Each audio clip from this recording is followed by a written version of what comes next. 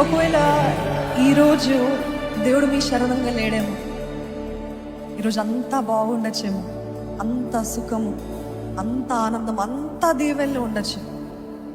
కానీ మనము అన్నీ బాగున్నాయి అని కొంచెము మన జీవితంలో, మన ఆధ్యాత్మిక జీవితంలో కొంచెం వెనక అడుగు వేసామనుకోండి, ఆయనే మన శరణం అన్న రీతిగా దేవుడు మన పరిస్థితులు చేస్తాడు. ఎంతమందికి అనుభూతి ఉంది? నేను చెప్పేది అర్థమవుతుందా అండి? అన్నీ బాగున్నప్పుడు ఇంకా I'm fine, I don't have any more battles, నాకు ఇంక ఎటువంటి పోరాటాలు, ఎటువంటి యుద్ధము లేదు నా జీవితంలో అనుకున్న సమయంలో దేవుడిని కూడా కొంచెము పక్కన పెట్టేసిన పరిస్థితుల్లో దేవుడు అంటాడు, I know how to bring you to మీ.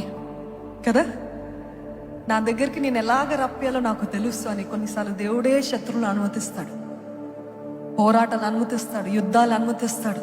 అనుమతించిన తర్వాత అప్పుడు చెప్తాడు, కరుణాగల రాజా మా శరణం నీవే, కరుణాగల రాజా మా శరణం నీవేగా, కరుణాగల రాజా మా శరణం నీవే, కరుణాగల రాజా మా శరణం నీవేగా. అందుకే నా యేసుదేవా,